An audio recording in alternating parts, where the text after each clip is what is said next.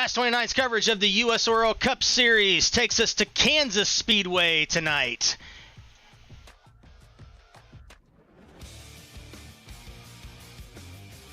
The Hollywood Casino 180. Welcome to the Countdown to Green, presented by Cure SA. Chris Pickett here with you, alongside my buddies Dale Barham and Zach.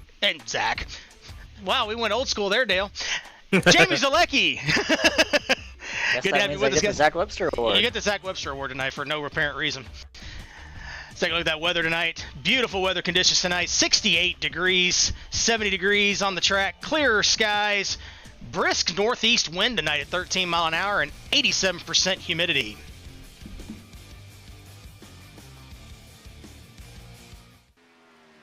All right, boys. Well, welcome to Kansas. Hopefully we don't see too many tornadoes out there tonight. We'll see what happens with that. Dale, we'll start with you. What do you expect to see out of this track tonight? Kansas is one of my favorite tracks. Like it's like flat out, almost high banking. You don't want to drift into those walls. You kind of want to run that middle groove. It's a beautiful track. Fun to race at. I'm expecting an amazing show. Just like last week, the top 10 is dominated with guys in the playoffs. So we're gonna see excellent battles up front. Scott Lamp up front and Noah Hakes up there, like battling it out once again up front. See who gets a good start out there. Hopefully, you don't get a recap of last week and get to see some good close racing. We're seeing some of the guys taking their qualifying runs right now. Jamie Zalecki, we'll go to you. You've had a chance to talk to some of those guys in the garage area. What do you think the strategy is going to be tonight? Hey, Chris. Hey, Dale. Always good to be up here in the booth with you guys. Yeah, I've meandered around the garage area this evening and talked to some of the drivers. What I'm hearing is that tire wear is pretty low tonight. They emphasize that the track is very high grip and very fast. Just to echo Dale's point, the drivers out here are telling me that they're not really lifting. It's pretty much flat out here tonight. We'll see what the race weather does, but so far in practice and qualifying, it's a fast track. It should be a fast race. And one thing that somebody in the drivers' meeting mentioned was that this has a NR 2003 feel to it. So that's going to be interesting as we see Austin Spencer decide to just end it on the back straightaway. So he's completing his qualifying run. Watching Willie Page in the 42. He's currently sitting 9th on the board right now. As qualifying is about to clear up here. Got about a minute and 10 seconds left in this session here, so we'll let everybody who's getting ready to run get cleared up. But as we do, we're going to take a look at a couple of things here as we get things started tonight. First of all, we'll take a look at the current championship standings as they sit tonight as of last week. No real surprise here. That 21 is still at the top of the board. Scott Lamp just putting it on the last two races. He's won them both. Garrett Sidnor sitting in second, 40 points back. Austin Hakes, Cal Lovell, William Page, top 5. Luke Smith not here again tonight, so we'll see what happens there. Anybody who's listed here without a number next to their name is not in the server at the moment, so that's where we're sitting at the moment with those guys. And then dropping back to the top 12, Zach Rostowski and Huang Do still in the playoffs. And then we're looking back through the rest of the field that's sitting there in the points, top 30 or so here. There they are. For some reason, my name is way too high on that list. I think we've got a little glitch there, but oh well. So that's the top 30 or so in points as they sit before this race tonight. Yeah, with this, we have 3 playoff drivers out. This is a good race to maximize your points and continue the next round.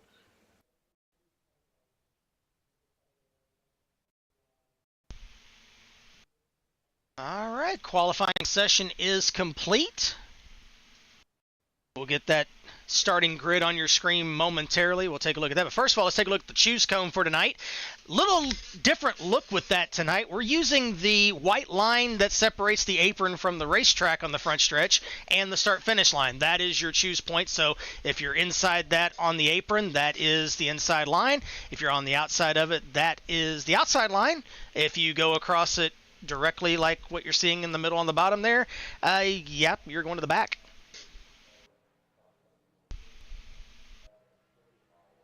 Pretty self-explanatory. No one should mess this up today. Oh, somebody will at some point. You say that now, Dale. You say it now. Yes, Andrew, we had a little glitch with the point standings. I think we got a number mismatch or something there, so there you go. I don't know exactly what happened there. Hey, take it in stride. 3 points. There you go. Yeah, just take that. I don't know if that's a good thing or bad thing for you, Andrew. I don't know where you actually were in points. So, but I just went off of what was on their server for that. So I just blame the admins for that one. So we've got a couple of new toys out here tonight for the broadcast. We have a new director handling the cameras tonight. We'll see how well he does. He has no name currently. We might do a poll to see what name we come up with for him. But hopefully he'll be a good asset for us tonight. We'll see how that goes. And then also, a surprise tonight. You will also be hearing live radio chatter, and you'll know who's talking with a graphic that'll pop up when they're yelling at each other. So you'll hear what we hear finally. It's going to be great. They don't know that. They'll know it when they listen back to this, but they don't know it right now. Yeah, Chris, that's probably for the best. That is very much for the best, yes. That'll give us some good entertainment tonight, and the rest of the broadcast for this season probably will be pretty mellow on that side. I don't know. Or I think it could once be John worse. Peterson finds out that, yes. It's not going to be he's going to pretty. be our fourth commentator. Now what is good, though, is I do have a handy mute button. So you see that in the upper right-hand corner, it popping up right there? Yep.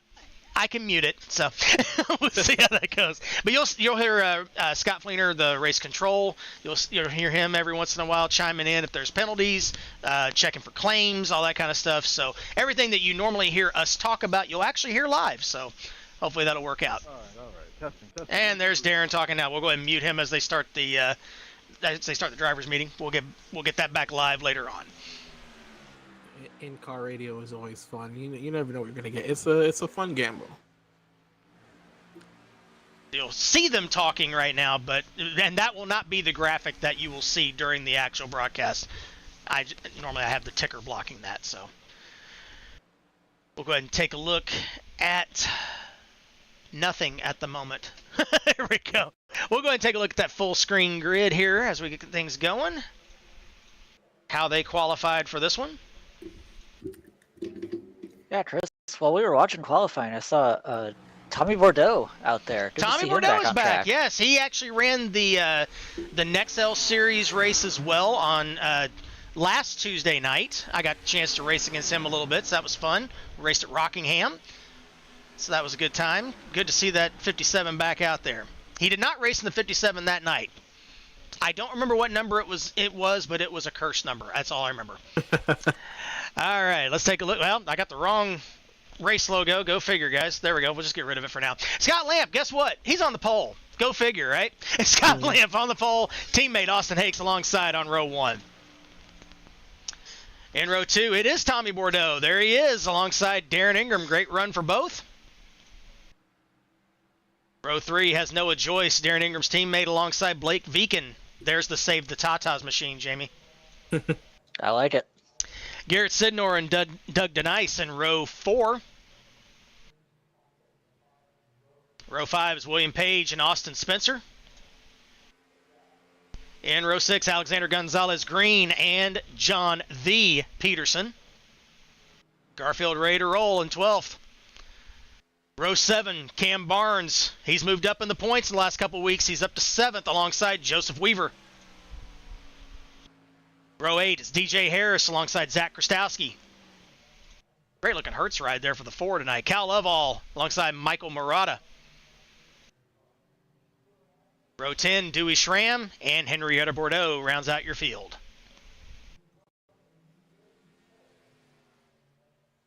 That's how we're going to line them up for this one here tonight at Kansas, boys. Got a lot of trouble with teammates. John Peterson just absolutely killed it down there in turn 1.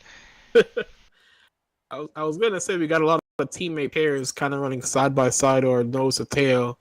I wonder what kind of team strategy is going to go at play to break away from the pack and work together, especially those two up front.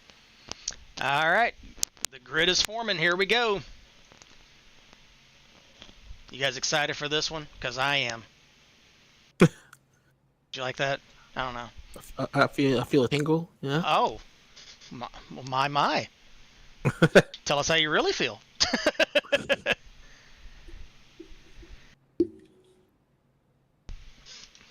Our front row hasn't showed up. There they are. At least one of them. Fashionably late, never on time. We may be out in the cornfields of Kansas, Chris and Dale, but I think under the lights at a racetrack, it's actually romantic. This could be a really good race tonight. Why did I hire you?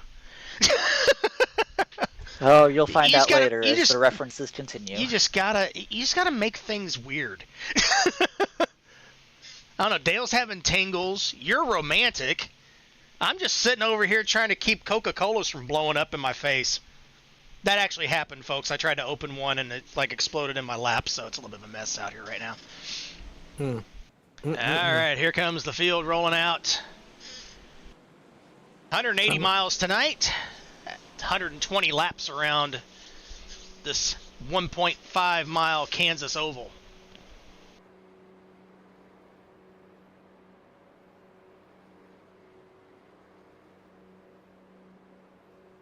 Well, boys, it's probably going to be a good night for that 21 car of Scott Lamp. But do we think anybody can challenge him? I mean, in my opinion, the only person who probably could challenge him is his teammate in that P2, the 28 of Austin Hakes. So I'm interested in see how those two duke it out these opening laps. Looking back at the pace from the pace car at the front row. Lamp on the inside, Hakes on the outside. They'll go one more time around before we take the green, I believe. Nope, I lied. There goes pace car. I just wanted to fool you guys. Here we go. Pace car's in. Hollywood Casino 180 at Kansas is underway. We're green.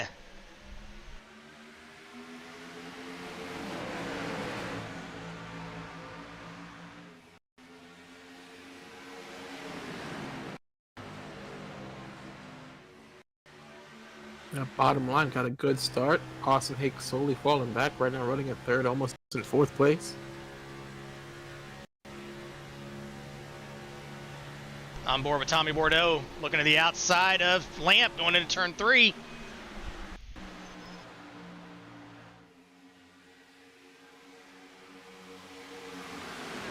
Boy, look at him using that apron down through the tri-oval here. You're pretty clean lap 1, but these guys are still real close together. Yeah, some guys, drifting up into the high side of the wall, getting those marbles and stuff.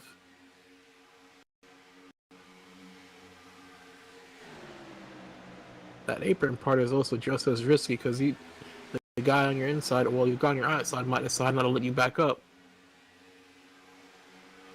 Man, I was distracted there by that gorgeous 31 car of Noah Joyce. That looks amazing under the lights here. Riding on board with Austin Hakes on the outside. Starting to slip back. He's side by side with Garrett Sidnor on the bottom. Yeah, Bordeaux and Joyce just dogpiled right past him on the inside line. Now he's working just to maintain that fourth place because Sidnor is right on him as well. I do apologize. We are having a little bit of audio issues, little breakups. So I apologize for that. Probably should have restarted the computer before we got this thing going tonight, but just bear with us. We're having fun.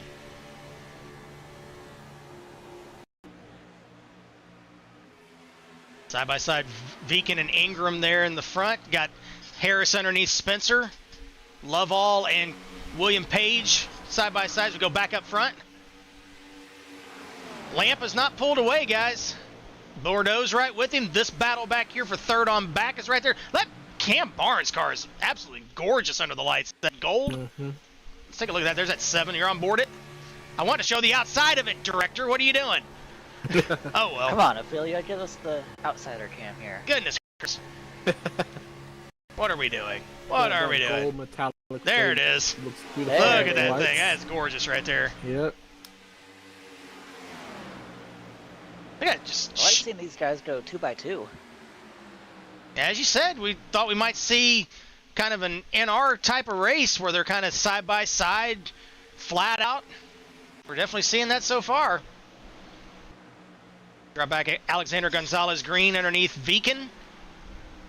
Oh, and Gonzalez Green backing out. He's coming in the pits.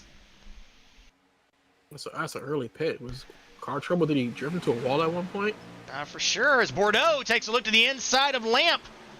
There's speculation that he forgot to take his tape off from his qualifying setup. Oh, there we go. So there's the reason for the pit for Gonzalez Green. Did not take the tape off after qualifying. Ooh. And I'd be lying if I'd said I hadn't been there before. 3 wide for third. Bordeaux in the middle, Joyce on the outside, Barnes on the bottom. They back out to 2 wide. Sidnor goes to the outside as well behind him. All that fighting, let Austin come back and take second place. That pack was not letting Scott get away at all. But they let Austin reclaim position and act as a buffer between the rest of them and back. Oh, Viken catches the wall off 4 behind him. Save those Tatas. 3 wide back here. I mean, Page, Ingram, Spencer. You gotta save those tires. You do. Save those tires. That's terrible. All right, Ingram clears them. We drop back toward the very back of the pack here. Schramm and Henrietta Bordeaux. Yeah, nice side-by-side battle back there with Henrietta Bordeaux, who I believe is the eldest daughter of the Bordeaux clan. Indeed. You're exactly right. Is on board with what you were on board with Cam Barnes. Ingram, Page, Spencer continue to this battle. We're going to jump back up front here as well. There's Sidnor and Barnes continuing to battle.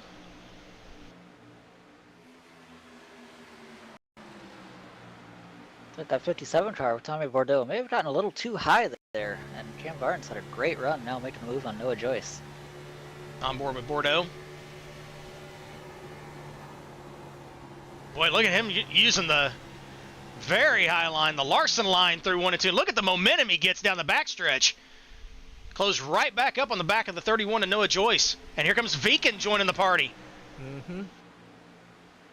That whole pack from third on back is just stacking up. Oh, hold your breath, guys. We might be in some trouble here soon with this cluster. Clogged drain going into turn 1. Bordeaux still trying to use that outside lane. Barnes and Joyce trying to side draft off each other down off of turn 2. On board with Barnes. That was a beautiful picture. Both those cars underneath the lights with that metallic flake glowing off. Picturesque driving back here.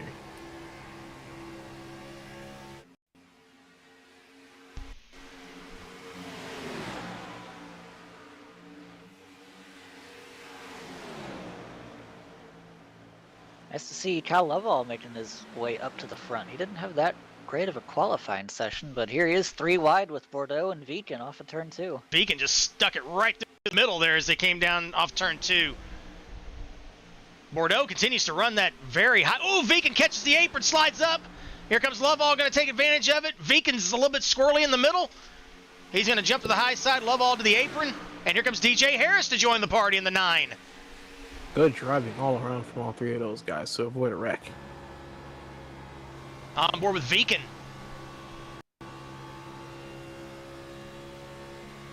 Looks like Blake has this car set up not for raw single lap pace, but looks like it runs really well in traffic with the pace and movement he got to be where he is right now.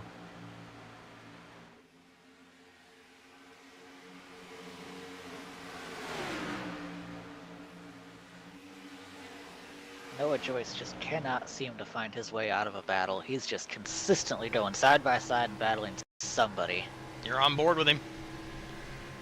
There's Viken. And Looking for there's extra camera Lovell. time. Hey, he'll take it however he can get it. Yeah. I wonder if that 31 car is having a problem. DJ Harris just drove by him like he was stopped. Yeah, he was definitely off pace that last lap a little bit. Ooh, Oh. slides. Oh, he got real close to the the wall wall. there. I know you mentioned low tire wear, but maybe he might have potentially pushed his tires a bit too much with all that side-by-side racing. I'm wondering if he overheated his tires and maybe his car's just set up a little too tight and he's not having some good handling right now. You know, as they would say, his car is driving terrible. They're driving good. Again, the boxes on the ticker indicated with yellow, those are the playoff drivers. Right on board with Cam Barnes battling Garrett Signor, basically the way they've been battling all night. I will tell you guys, it's been kind of amazing seeing this cluster of cars behind the leaders. The leaders have not been able to pull away. They're not ahead by very far. There they are, Lamp and Hakes. And this battle back here from third on back, they're right there with them. Do you think that gap could have potentially been closed even smaller if these guys just lined up single file to close that gap a bit more? Hard to say. Depends on how the car is probably handling, more than likely. Well, Chris, you just said they're driving good. Well, maybe some of them aren't. They may not all be driving good. Ooh, looked like Cam might have got it tight off of turn 4 there. They look like got a little bit of a push there. Run. You're right. Yep. I saw that same look. Got Back out front. Run on the outside.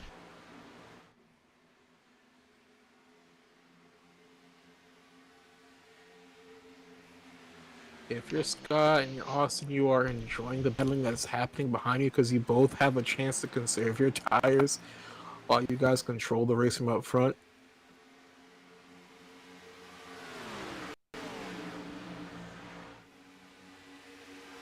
I don't have much experience. I usually have to work my way up that high. I don't get to enjoy, staying out front that much and controlling the field. Live look at the standings as they run. Some movement from fifth on back. Mainly Luke Smith not being here. That's the big movement.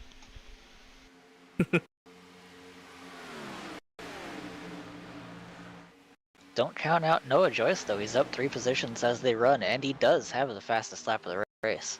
Might be. Caution. Caution's out. Oh, trouble! Ooh, that's Austin heavy. Spencer. Oh, Dewey Schramm. I started the initial spin. man. 42's going to claim it just because I basically started that whole shenanigan. Oh, man. Let's go back and take a look. 10-4, I think. As your race control talking with William Page as they talk over the incident. Okay, this starts off turn 4 and ends in turn 1.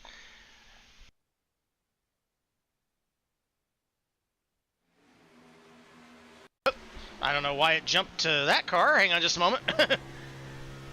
Hold on just a second. Let's fix that. The director's still learning how to use the thing. I think the director may have forgotten the order of the buttons that need to be pressed. That is correct. Yes, you're exactly right. There we go. We're gonna take full control over it. How's that sound? All right, let's find Mr. Spencer. Sometimes I just gotta talk my way through it, folks. Heyo! This is a PG broadcast. It is. All right, here we go. Now we're going to see it. It's coming down in turn 3. You're going to see William Page in the 42. He's going to try and make it 3 wide off 4. Again, Noah Joyce falling back, as Jamie mentioned. As they come in the tri-oval, Page just kind of comes down on Spencer. And Not clear, William. Nope, Not clear. And Spencer overcorrects, catches the outside wall. Great job. Oh! Who was that? Is that Krastowski? Krastowski got a piece of it, yep. And Dewey caught it at the very end. Yeah, Dewey was on those brakes hard. The car just did not want to stop. And Zach had nowhere to go either. Good avoidance there by the 62 of Mikey Murata, though. This is on board with Zach Krastowski. Oh, man. That's Just- not what you want to see out the windshield. That Just- one is going to hurt. Reacted a fraction a bit too late.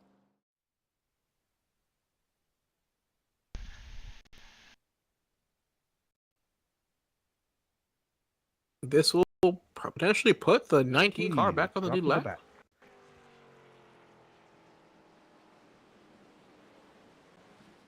All right, so we got Scott Lamp coming around here.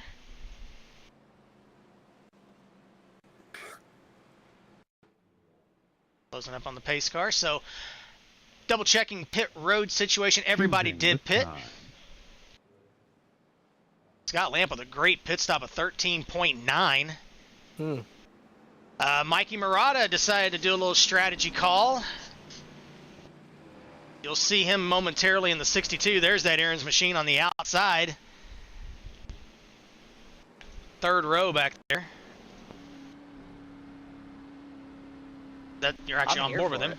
Yeah, do it. Okay, so I forgot how Lucky Dog works. So I entered close pit. Am I gonna have to show that penalty under green, or can I just lap down at the end of the field? No, the caution and a penalty. Darren Ingram is part of race control as well, so you'll see him pop up every once in a while talking about it. Gotcha. Riding on board with the pace car, looking back at the long front line is row, the which is tough now one for Scott either Lamp car. and Cam Barnes.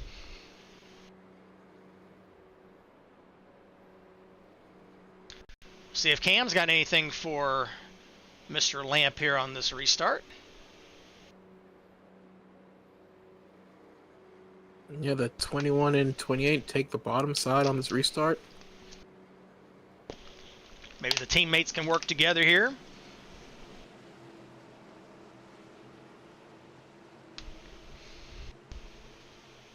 Pace car's in, looking for the restart zone. Green flag. Green flag back in the air. A great start by the 21 Scott Lamp. Are we really surprised? No, but we still got to call it out. Just a little bit quicker on the trigger than Right, everybody else. But both the 21 and 28 escape the pack and lead out in front. This mess Big back move there there. by Cal Lovell from 5th to 3rd in 2 corners. And look at him trying to look on the high side. On board with Lovell. Looking to the outside of Hakes off 4.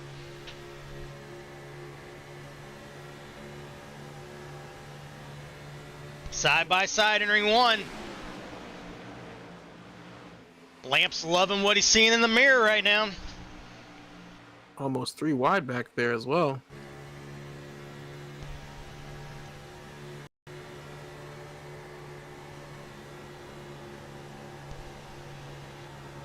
Racing like it's the last lap back here, and we still got 95 left, guys.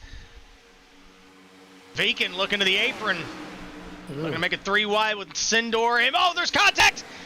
Oh, Saves it. no. Caution. Beacon's Worth around hurry. it. Oh. All right, you know about your car, bud. Oh! Viken hard in the outside wall. Murata spins. Several cars involved. Every week. Yeah, I'm not sure Yeah. Garrett Sidnor realized he was 3 wide there. He called it on the radio. You Near heard the him there. frame for that one. Noah Joyce has got damage. You see the sparks coming out of the 31.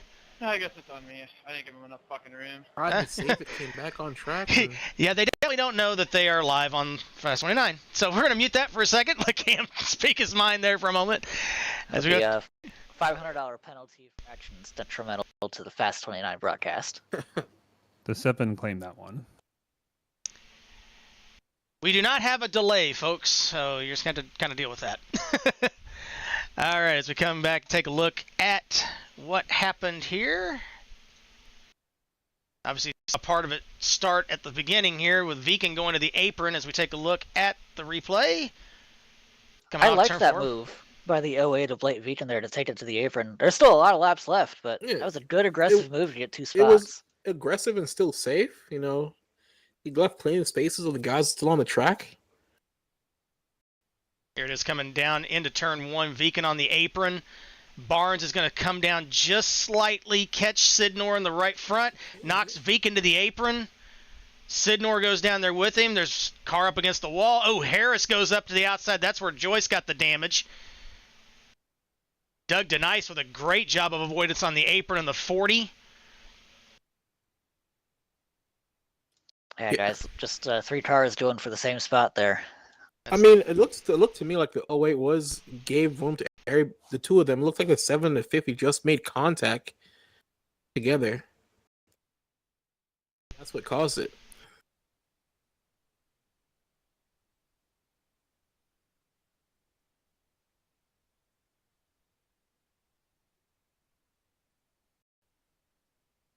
Well, we can get our cameras to work.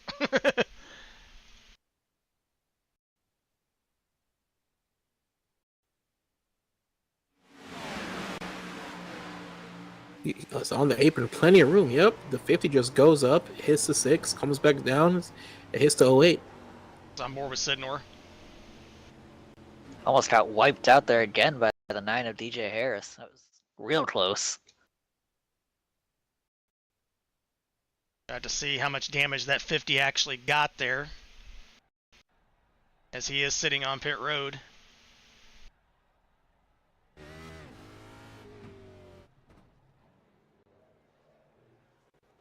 Looks like the 4 of Zach Krastowski is also retired after that hard crash under the last caution.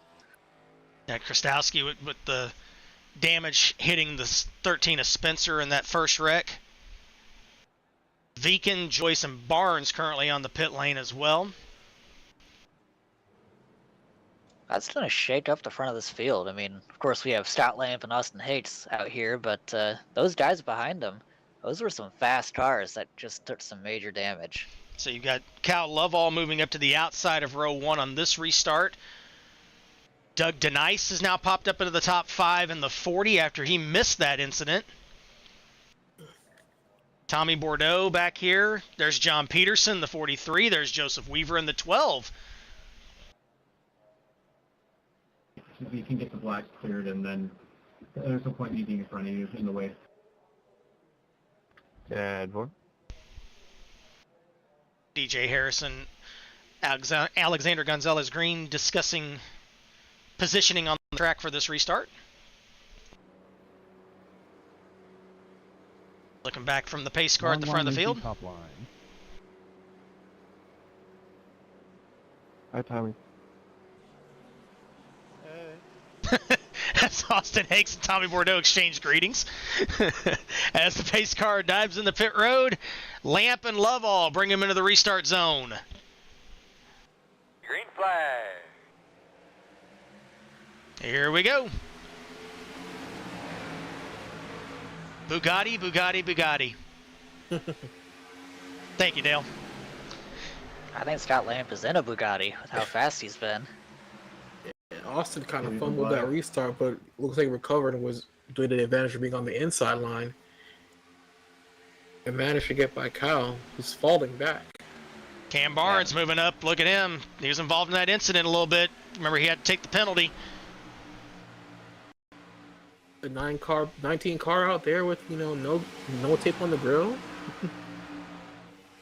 Yeah, he's back on the lead lap now in 11th as well in the 19. Denice and Bordeaux side by side. Go ahead, Jamie, sorry. I was just going to say, if you're going to have a problem, do it early. Gives you plenty of time to recover. On board with Denice.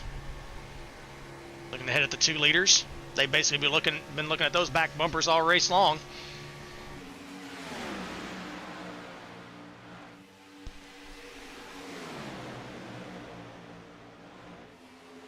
With the sparks flying through those corners. Beautiful. Lovell's falling back here on this restart. He's back to 6th. Restarted 2nd on the outside lane. Ooh, Weaver's wobbly there in the 12. He's up toward the wall. Into the wall off 4.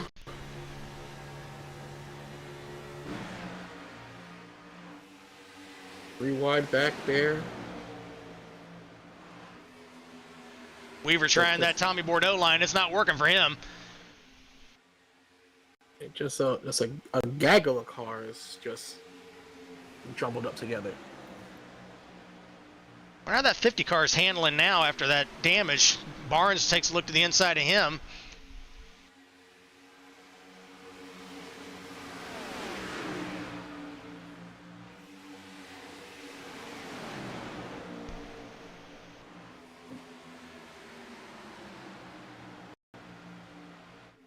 John Peterson following him through, looking at the low line. Just tucking behind for that arrow pull. Yeah, you gotta think that 7 of Barnes is definitely driving mad now. I mean, he's made it all the way back up to, what is that, 7th place? that quick. So he's definitely still out here fighting for it. A little comparison between the leader and Garrett Sidnor here. Take a little speed comparison as well, and the gap in the middle.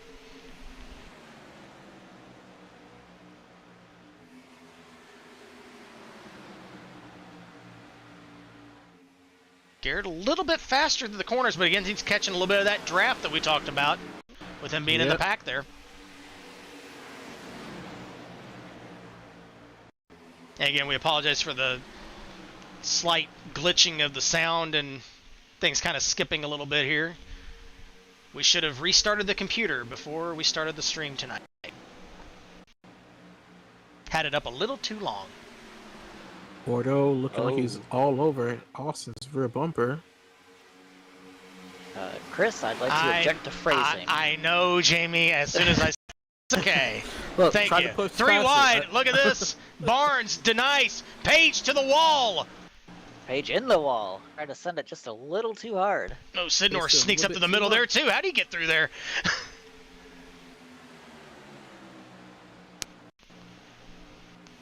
I liked the move by William Page. There just wasn't quite enough grip in the track to pull it off, as John Peterson looks to complete the pass on it.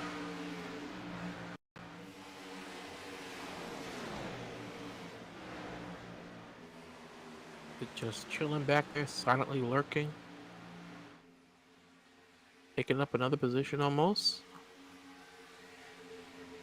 We're hearing from Blake Beacon, Tatas were not saved tonight. That's unfortunate news out of the 08 camp. Oh.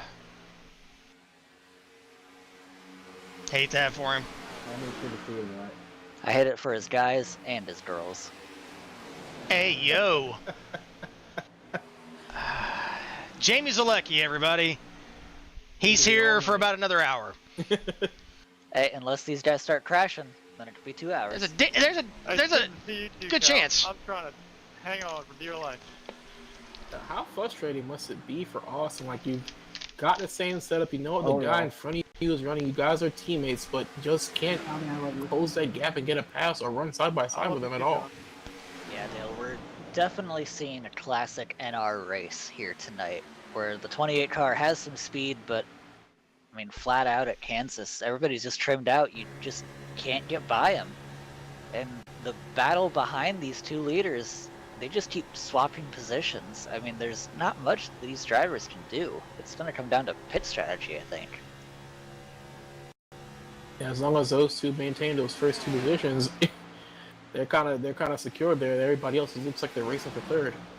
Yeah, I want to see somebody like a John Peterson or a Doug Denise pull some Chris Pickett strategy and stay out if we have another caution, and just see if they can hold Lamp and Hakes up. And you know, maybe that's the key. Maybe that'll get them back in traffic, and they'll go back a couple more spots, and we can open the field up. I resemble that remark. I don't know what you're referring to, though. I mean, you're a fuel strat god, you know. Yeah, you know, the caution comes out, and you don't pit. You go out there, take your lead lap point, and see what happens. I like it. The Dave Marcus strategy. Just don't end up in the catch fence like Cool Wood. Or me. I've done that before, too. At Rockingham, of all places. Well, I was checking my fantasy team. Oh, my goodness. Oh, goodness. Behind the wheel, folks, the 28 checking his fantasy lineup. That's incredible. I guess he must have taken a weird line down the front straightaway, and Tommy called him out about it. Hey, multitasking. That must be why Scott Lamp all of a sudden has nearly a half a second lead on Austin Hakes. Bordeaux and Lovell right there as well. Was checking his fantasy team for a moment. Oh, gotta love it.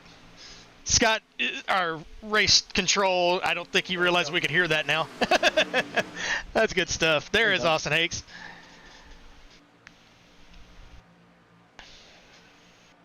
Yeah, that 57 car had a run on him earlier, just wasn't able to close the gap, now falling back behind Kyle Lovell. Yeah, Lovell just used the outside lane and just blew by him through 1 and 2. Remember, Tommy was using that outside line early. Now he's starting to run the bottom, so not for sure if that's by design or what there, but Definitely what we're seeing out of the 57 at the moment, back down being a bottom feeder here. I mean, they were able to close that gap, the two of them running bumper to bumper to catch up to Austin. AC Bordeaux trying to use that outside lane, but Page was back there. He didn't want to really run him to the wall. So he kind of ran a middle line that time. Now he's on the outside. Let's see if he runs that outside line in 3 and 4. Nope. Goes right back to the bottom. Look at the different lines. You got Lovell on the wall, Page in the middle, Bordeaux on the bottom, and they all come out turn 4 pretty much where they were when they entered the corner. Hey, using up all that track to gain any advantage you can. I also want to give a quick shout out. Looks like Henrietta Bordeaux had a issue early on, and she is unfortunately out of the event as well.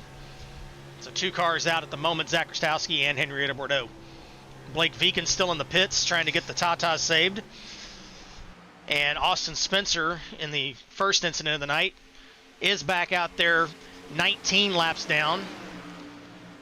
Noah Joyce is out there, came out of the pits. He's 14 laps down after being involved in the second incident. Dewey Schramm is out there, got caught up in the first incident. He's 2 laps down in 15th. DJ Harris is in 14th, a lap down, involved in the second incident as well.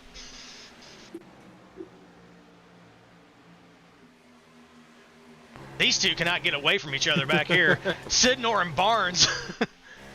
On board with Barnes. They are destined to battle each other, it looks like. Yeah, we're used to seeing that. It seems that every week the 7 and the 50 find each other and always battle each other really hard.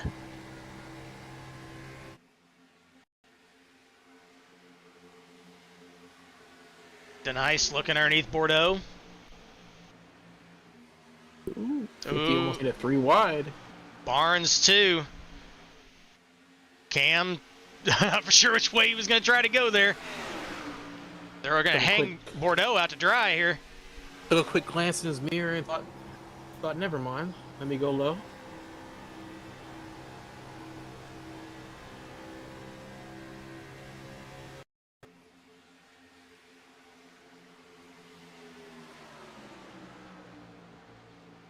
Barnes taking a dive to the inside in 3 and 4. He'll clear Bordeaux. Got that double overtake. Yeah, you can't let that 50 Garrett Sidnor get too far out in front of him. Yeah, where'd be the fun in that? Anything you can do, I can do better. Hearing from the 26 champ, Henrietta Bordeaux, internet died. Oh, that's what happened. I didn't think she was involved in anything, so that's unfortunate. Gotta hate those technological gremlins that crop up, which we're on the borderline with one here. As choppy We've as been on this the has been. borderline all night. Oh, we have, man. On board again with Barnes, working on Snore. Still can't quite clear the 50. Couldn't even get alongside him that time. While we've been watching that, Austin Hakes has taken Scott Lamb's lead down to about 2/10. I don't think he's going to be able to pass him, but he's certainly right back up to him after losing some time to check his fantasy lineup. That car's good if you have time to do that and close right back up on the leader. Barnes, Sidnor again side by side, and it looks like they still got to work on the 08. More damage for it. Meatball flag out for him. Barnes, Sidnor, Peterson, Weaver. Ooh. 50 got loose up there in those marbles. I know the 7 was very cautious of that. Don't want to make contact those two again.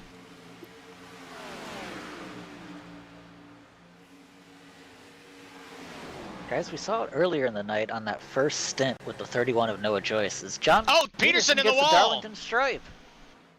He's still John, riding the you're wall. at the wrong track. Bouncing again.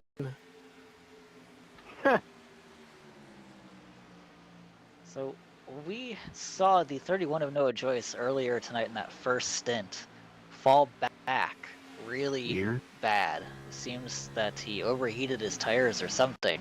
Looks like the 57 of Tommy Bordeaux is having the same issue because he is just nowhere right now. It's really a shame. It's great to see Tommy back out on track, but you don't want to see him going backward. There is Tommy. I don't Currently think ninth. those those cars have long run paces, like just go on the short runs, but once these laps get long, they just drop back.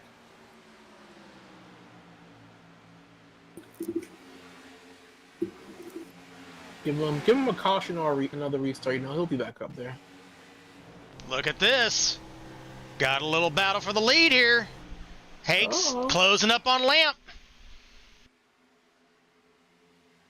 We've also had Cam Barnes finally complete that pass on Garrett Sidnor. He'd been trying. I just saw Hakes closing up on Lamp, and the director said, hey, let's go take a look at that. Oh, as Hakes catches the wall off 4. There goes that. Love all. Here he comes to the inside of Hakes. Going to look at him for second. And he clears him going into 1. Now, we've seen Lamp. He's been running the bottom all night. Look at him out here now, running on the top. And look who's moved into 4th. William Page. William Page. He's been very fast this last run. Yeah, Austin just had a bad run coming out of the corner and just drifted up into the wall.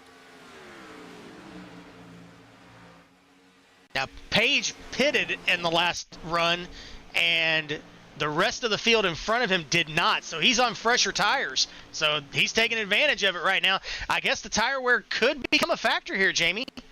Yeah, this is not at all what I expected to see, but I am loving it. I want to see some comers and goers. I want to see somebody get up there and challenge Scott Lamp for the lead. It looks like Page might possibly, if he can clear Lovell, which unfortunately he's not able to do at the moment. Hey, it looks like once Scott saw his teammate hit the wall and he saw the other cars coming, he took it to another gear because it's almost a second gap between him and Lovell.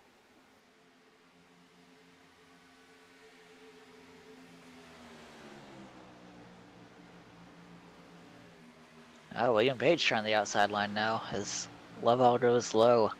I don't know, guys. That 21 car, it's incredible. He's been the class of this field for pretty much all season. 9-time winner in the Cup Series. Dominating everywhere we go.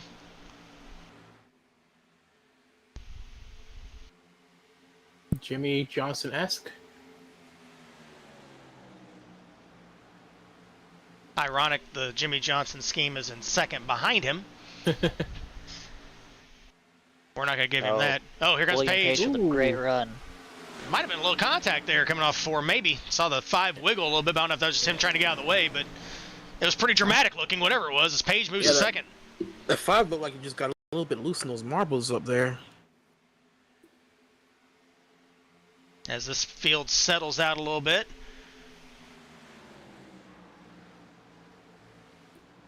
And drop back, here's Joseph Weaver closing up on Garrett Sidnor.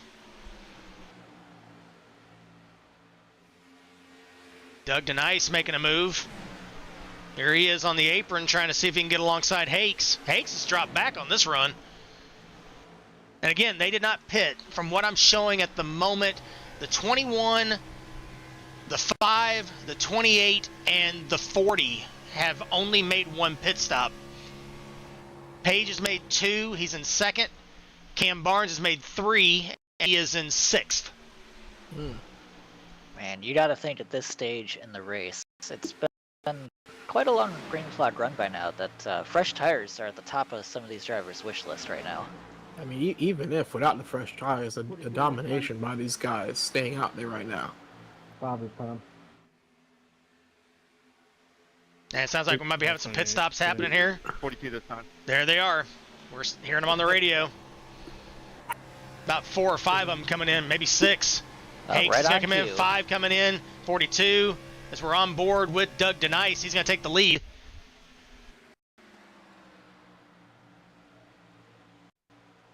And pit stops are beginning. I'd like to give a shout out to all the drivers that made a pit stop for making me look like a genius. Attaboy.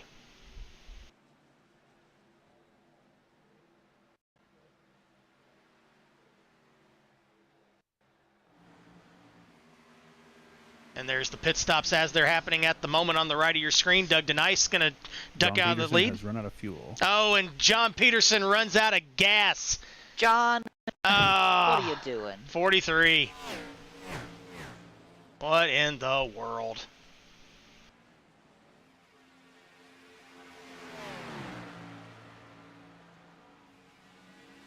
As we cycle through this round of pit stops here. Hopefully the 43 car of John Peterson has enough momentum to get back to his pit stall. You'd hate to see him have to take a tow. We're looking for confirmation on that. We haven't seen it yet as to whether or not he had to take a tow. He is a lap down. He's dropping back considerably. I would assume, well, he's under speed, I believe. Nope, I'm looking at the wrong car. Yep, he is, and it looks like DJ Harris got called for a black flag on his pit stop. Too fast entering. Yep, DJ must have left his tack set to Canadian units and not American units. You hate to see that for the 9 car. Kilometers per hour instead of miles. Yeah. Gotta push that button, DJ. You're in Kansas, bud. You're not at Montreal. So sad. That's your best line of the night right there, Jamie. That was good. As we take a look at Cam Barnes, he's one of 3 cars on the lead lap at the moment. Cam is the car coming to the line now.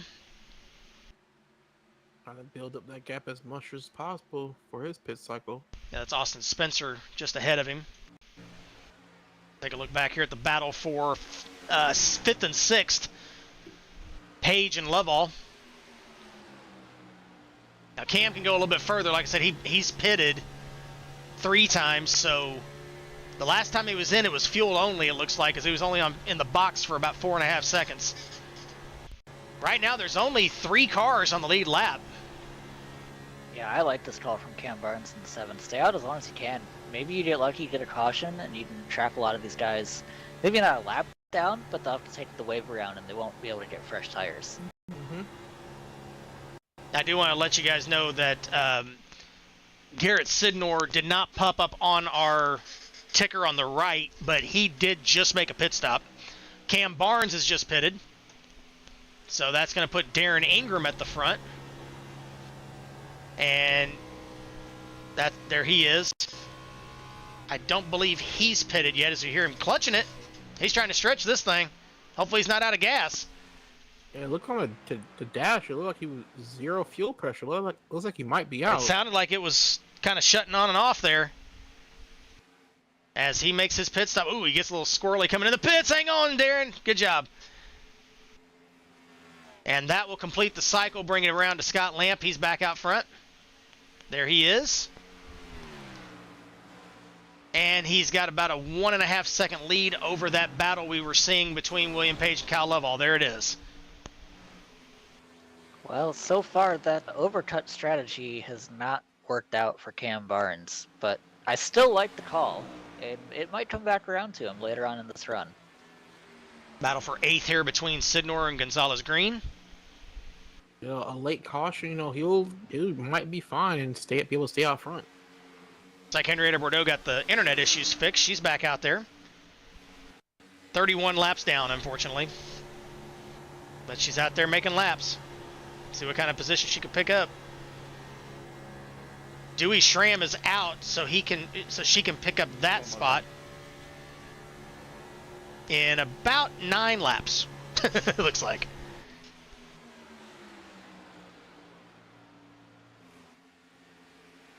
I mean, I respect that, Okay. I'm down, but I'm not out. I'm still going to head back on track and do what I can. It's all about getting lap times out there. Getting some practice. Especially for a small team like this 26 car, the more lap time Henrietta can get, the better off she and her team will be. And, I really hope one day here soon we get to see her fighting for a top 10. She's had some really good runs that have unfortunately ended up in the wall or in some sort of an incident late. Like she was running top 10. I can't remember which track it was. It was one that we broadcasted not too long ago and got caught up in something late. I remember that. That was a big shot for that little team up there in the top 10 and then unfortunately taken out. And it's like that sometimes. Circumstances beyond under control, but like you said, more seat time, get more comfortable, maybe this time next year we'll see her in the playoffs. And she's shown great improvement across the board in her racecraft as well. She absolutely has. Improvement on that 26 champ has been phenomenal. Continuing the battle here for second between Lovall and Page. Best battle on the track at the moment. You're riding on board with Lovall. And also back here, this is the other battle for eighth between Sidnor and Gonzalez Green. As we take a look at that, Spencer in the pits. The overcut strategy there for Darren Ingram in the one car did not work out. He is trapped one lap down in 11th place. He is in the lucky dog position, but not exactly where you want to be with 46 to go. He is in the lucky dog position, though, in case something happens. Never say never. Always say when.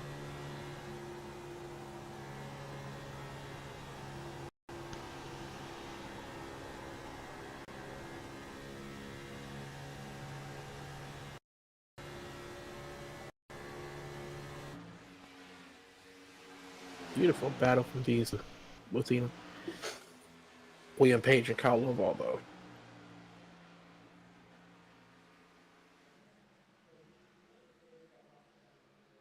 And Page coming down the backstretch. Kind of pulling away a little bit from Lovall now. This is all happening about a second and a half behind Scott Lamp. I hear that. It sounds like Austin Hakes caught the apron through 3 and 4. Look at John Peterson right there. Oh, I'm sorry, he is a lap down. I apologize. Remember, he had the issue of running out of gas. It's actually 3 laps down in 12th. Oh, he got loose behind Hakes there. Yeah, but he's battling for 4th in our hearts. He is. Oh, he's first in mine. So everybody's multiple laps down. I like it. I like the way you're thinking there.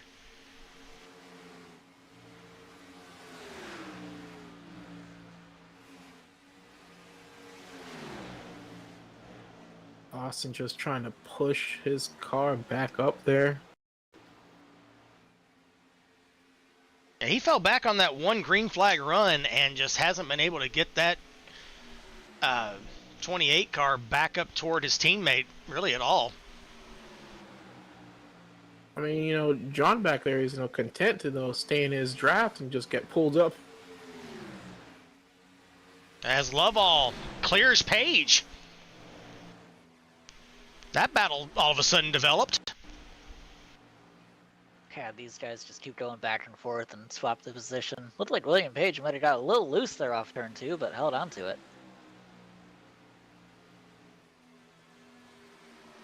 Loose is fast. 4 playoff drivers in the top 5.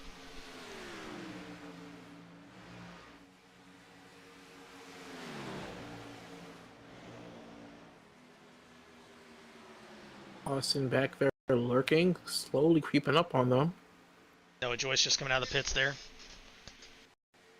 Scott Lamp starting to pull away, though. This is what we expected, but we haven't seen all night, out to 2.2 seconds.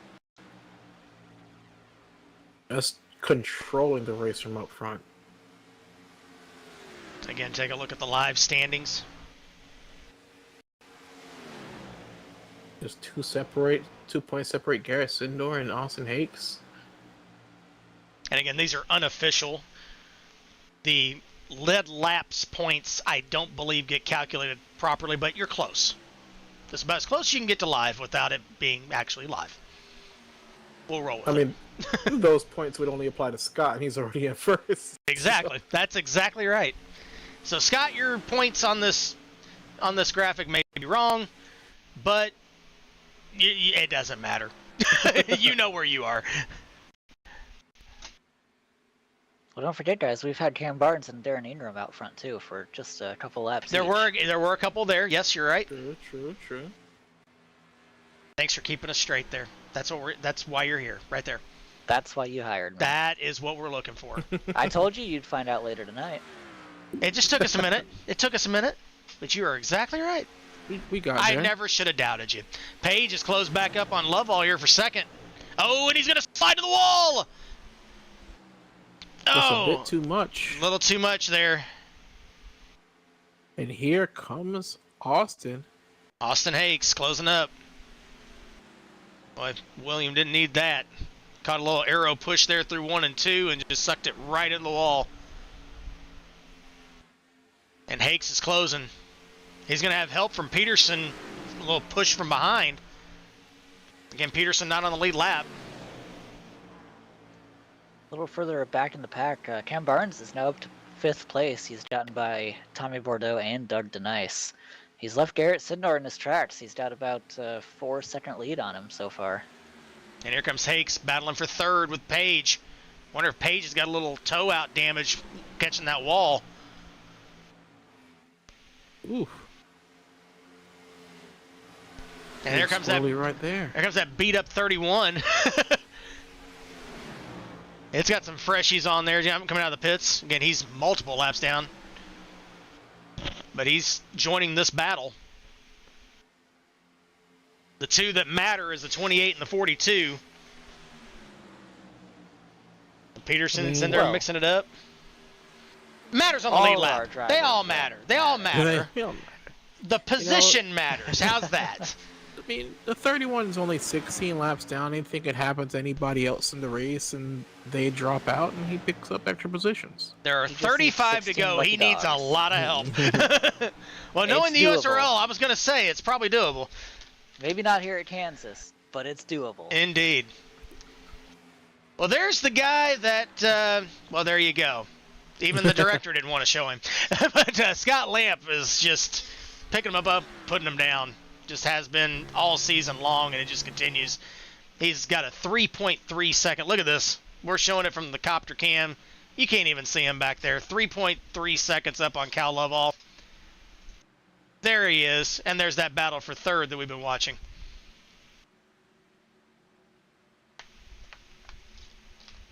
He exits the corner, they enter the corner. That thing is just hooked up. Yeah, the sky above Scott Lamp right now is nothing but opal light. The rest of these guys, they're dancing under the lightning strikes. That is very poetic. Did you plan that? Well, he said it was a romantic night. I mean, did you write that? I feel sick to my stomach, to be honest with you. I would love to take the credit, but last week we did all the Looney Tunes references, and then this week, in celebration of the life of a showgirl, that was a Taylor Swift my reference. Lord. Oh, yeah, that's why it went over my head. There it As is. have Same. several of my other comments been tonight. That's why we weren't getting any of them. Yep, but I'm sure if Jesse Dalton's watching, he got him. And tonight's Scott Pruitt, hi to my family at home, shout out goes to Jesse Dalton. I really hope you're watching. Scott Pruitt. My gosh, that is amazing. Oh, goodness. I've been able to sneak one of those in every race, week. I hope I can continue. Yes, you have. I have noticed it. That's incredible. Austin Hakes trying to hold off William Page here for 3rd. Fast 29 is not held responsible for any assumptions his statements will make for the rest of the broadcast. Chris, I hope that didn't ruin the friendship. No, we're good. We're good. Just fine. Not a problem at all. The Scott Pruitt Hi to My Family Award. Was it the trophy like just waving at a camera? That it is. That is amazing.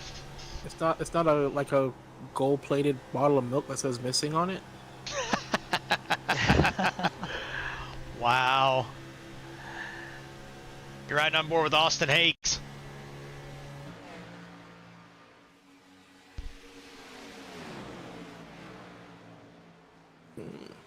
William on the high side again. Austin looking low. It's the America Online 3.0 to go. Nice. Thank you. Hope that's not dial-up since they just shut down. What am I gonna do with all those CDs? You know, I got like a bajillion free trial CDs. What am I gonna do with those now? Sell them on eBay. For sure.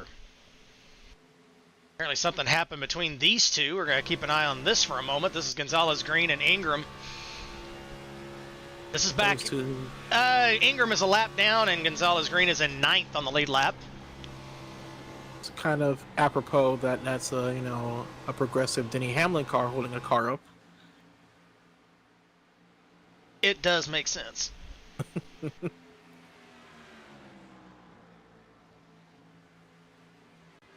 Apropos? Apropos, he pushed Bubba at one race, That's true. him and Ross at the next one, and him and Ty at the race before that. You see Austin Hakes has lost third and lost a position on the track to Peterson as well. That did his heart good. Sorry for the scare. Came out of nowhere, just unloaded. Looks like I almost wanted to hit you. Garrett's sitting there talking Austin Spencer as the 13's got an issue.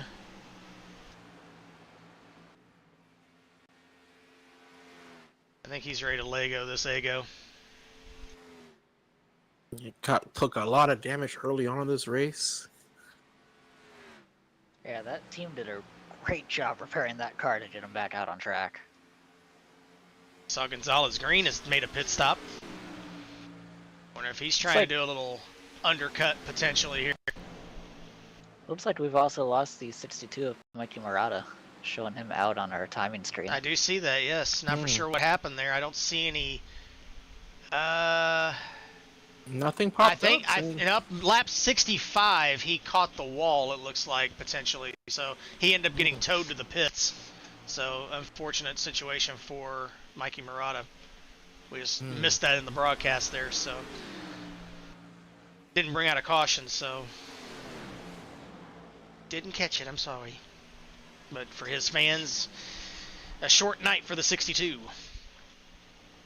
Page starting to close back up on Lovell. Page has got a little bit of a long run car here in that 42. Even with the fresh tires earlier, now he's on even turf with these guys. Definitely closing the gap. Yeah. Austin Hakes, he just gained those positions and just lost them instantaneously.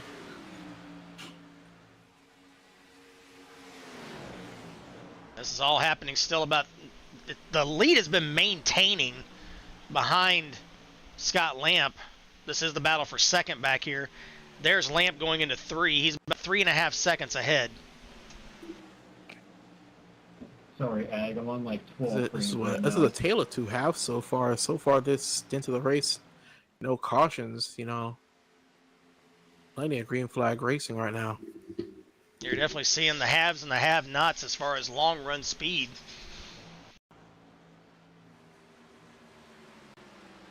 Looks like Austin Hakes is in the pits. Austin Hakes.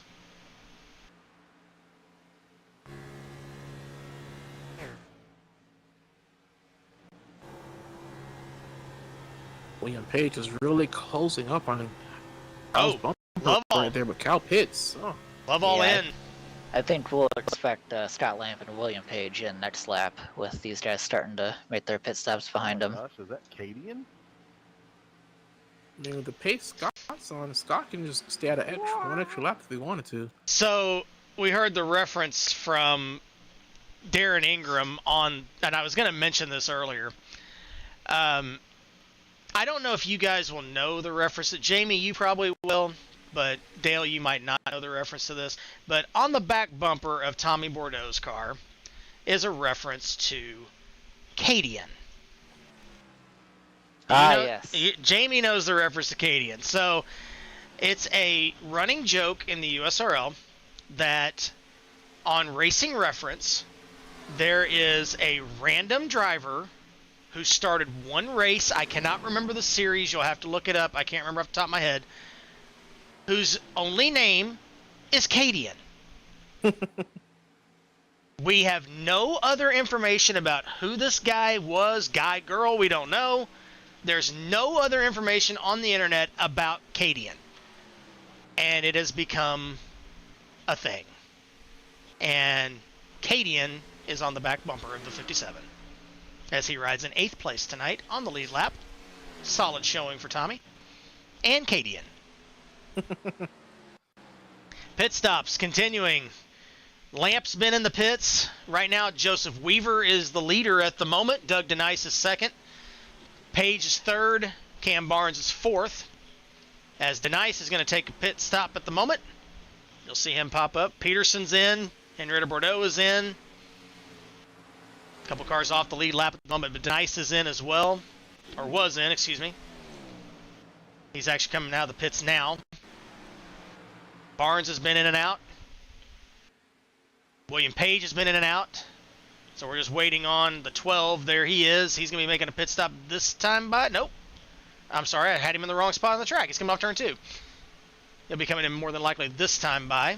And that'll cycle the lead back around to the 21 of Scott Lamp, who has extended his lead again to about another second. Yeah, the Thank you, 28 Amy jumped to Pleasant. 5 I was and looking for some help in the 24. chat. Thank you very much. I will go ahead, Dale. I'm sorry. I'll fill you in a second. No, go ahead. So, Cadian attempted a AAA champ car race at Galveston in 1913, but did not start. That is the only reference to this Cadian at all. And it's just become USORL lore. There you go. Thank you very much, Amy. Appreciate it. I knew somebody had to chime in the chat about that. I just didn't have time to take a look at it. Gentlemen, we have the Quinfecta. The top 5 are all playoff drivers. Yeah, that undercut by Austin Hates has worked out for him. He jumped his way back up to second, although he's now 4.3 seconds behind Scott Lamp. But he does have a good almost second and a half Cal Lovell. So if the tires can hold on to that 28 car, he should be in good shape for a second place finish here tonight. Yeah, that pit stretch paid off. Managed to jump both those cars in pit cycle. So the way we started is the way we run right now.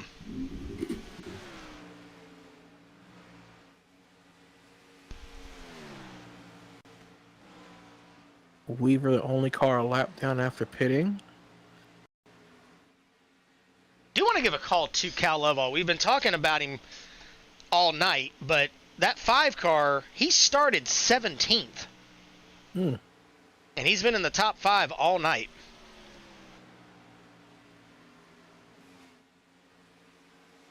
Yeah, that 5 team did not give up. They clearly didn't have the qualifying speed, but their race trim, they're here to play. It's good Or to see. he didn't qualify at all. There's a possibility of that too. That would also relate to not having the speed in qualifying. Literally not having the speed. You know, it was a strategic move. You know, he knew what he had in that car. Nobody else knew. Yeah, he just wanted to give us a little extra show. There's your leader by 5 seconds. Scott Lamp over Austin Hakes. The rest of this field's got to wonder what that 21's got. He does it in this series. He does it in the Nextel series. He's just got something underneath the hood of that 21 that nobody else has. Oh, and we might have just... Oh, there he's back. That might have been on our end.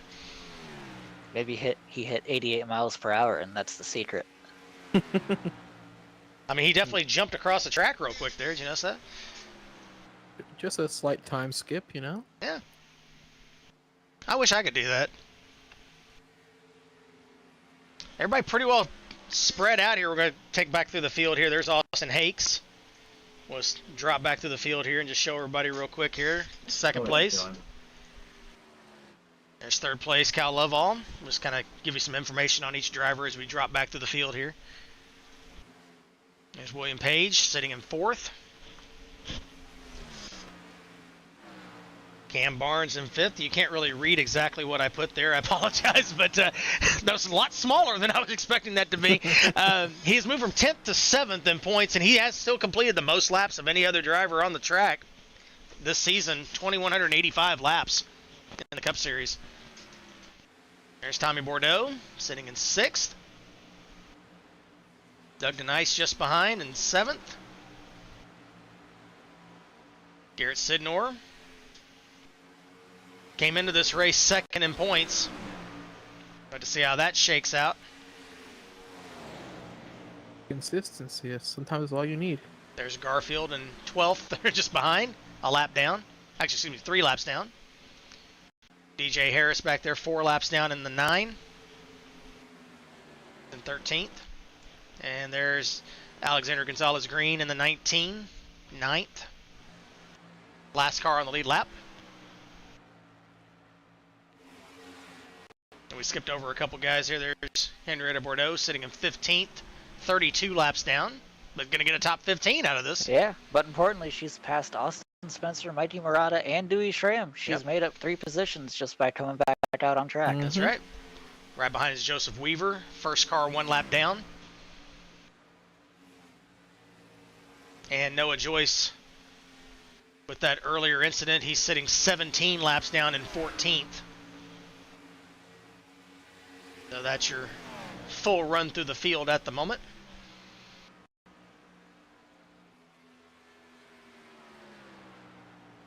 Joyce with the fastest lap as well. That's kind of a surprise as well.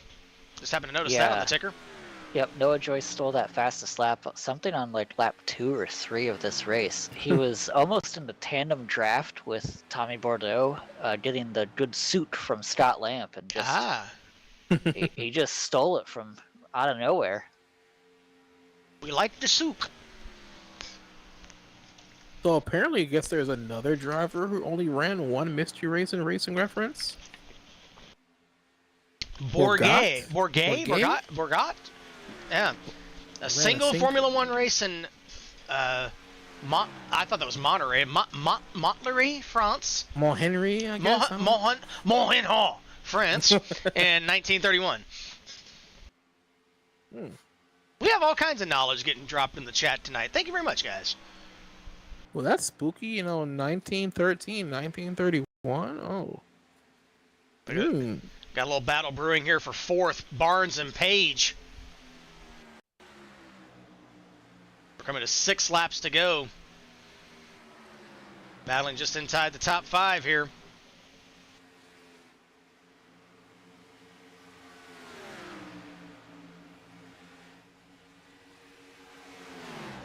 These guys are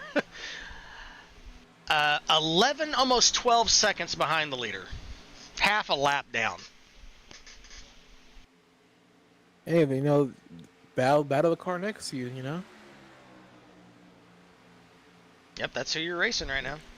And I also got to be impressed with that 7 car and that 50 car with the earlier dust up. Both of them took a lot of damage and back out on the track, running 4th and, 7th respectively. Yep, Sidnor, we don't know how well that car might have ran if it hadn't been caught up in that incident early. There he is. Looks like he's starting to slip back here as the tires have gotten a little older here. Ooh, he's kind of squirrely there down the backstretch. Yeah, the air coming off that 43 car probably might have destabilized him a little bit. It's like Scott Lamp is starting to kind of... Oh, we thought he had dropped down. His lead had dropped like a half a second. I don't know if he was trying to kind of pedal it or what he was doing there, but he just kind of lost a little ground, but everything seems to be okay there. I think he's just kind of just riding. He's got 7.5, almost 8-second lead. Probably checking his fantasy roster, you know.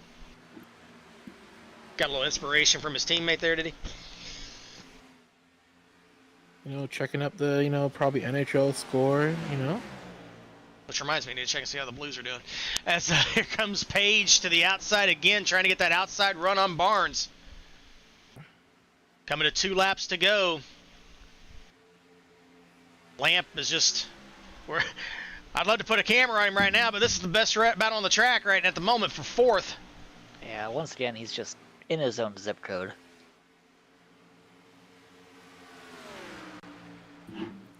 Ooh, looking at these scores right now, the Panthers won, which is good for me. Chris, I don't think you're going to like the Blues score very much. I figured. Here comes Scott Lamp coming to the white flag. 1 lap to go here at Kansas.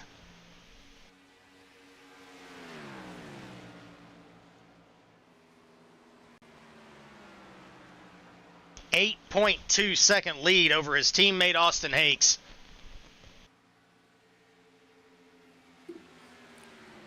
I will say, brilliant recovery from Austin. You know, had a lot of stumbles during that midpoint of the race up to recently, but that pit strat really saved his race. And here comes Scott Lamp. He's your winner of the Hollywood Casino 180 at Kansas. And here's that battle again for 4th. Really? Barnes and Page. Hakes is second. Lovell's third. Battle for fourth to the line. Yeah, Page is not going to get there from Barnes. Get right to the line, Cam. Only if it was a few feet further up. There was them talking about that Good finish. job, everybody. Keep it clean. Everybody's on the best behavior. We'll mute that, but that is your winner tonight is Scott Lamp in the 21. I mean, let's be honest. Go figure, right? Total domination. Absolutely. And Scott Lamp's going to burn it down right here at the start-finish line here at Kansas. Maybe. There it goes. We'll talk to our top 3 finishers here momentarily from Kansas. We'll be right back after this. 16mm Film Crew is a film and TV podcast. Join Cindy and Dale as they talk about the latest TV shows, movies, and entertainment news. New episodes drop every Tuesday, everywhere podcasts are found. Videos go live on YouTube every Thursday. Visit them on their website at 16mmfilmcrew.com. Oh, I'm ready. The most important part of your business are all the people who come through your doors every day. And Cintas can help you take care of them. Your dedicated Cintas service reps will provide the essential products and support to help keep your employees performing at their best. So your business can too. Get Cintas. Oh, I'm ready. And get ready for the workday.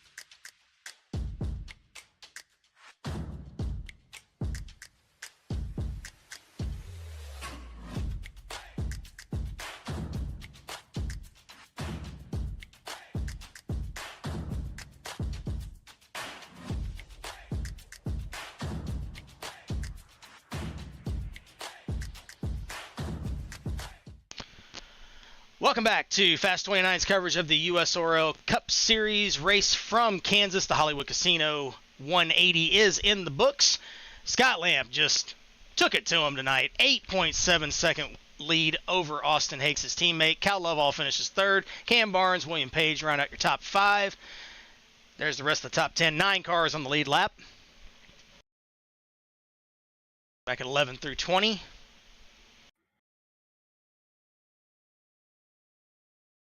And that's your field for this one tonight.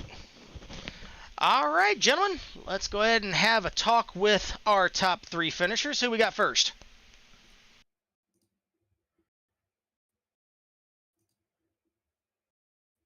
Nobody. Okay, nobody's pulling me up. Perhaps we're at the wrong track.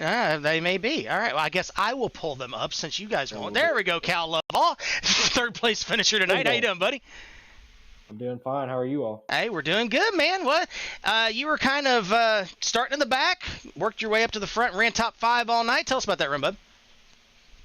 Yeah, it was a lot of fun. A lot of fun running up to the front. We had some issues in qualifying, so it was kind of a new experience, but it was a fun experience to make our way up through the field cleanly. That is, yeah, it was a pretty eventful race for the first half, and then second half, we just it was a run to the finish to try to catch the leader, but obviously we didn't get there. Yeah, that was an amazing recovery. Like we said earlier, did you have trouble qualifying, or were you unable to qualify? They didn't count my time for the second lap. Okay. I'm not sure why. Well, that would explain it. We were wondering why you were back there. I need to get in contact with USORL officials about that. But Hey, look, it worked to your advantage. You were in the back of the field, able to avoid a lot of wrecks and damage, and work your way to the front to finish third. yeah, it was a lot of fun to do that. That was probably the furthest back I've started all season. So, like I said, it was a new experience, but it was a lot of fun as well. Yeah, we certainly enjoyed the show watching you drive up through the field and come home with that great podium finish. Well done, Cal. Appreciate it, Jamie. Yeah, I've been trying to ask a question, but I've been having issues with the graphics, so I apologize.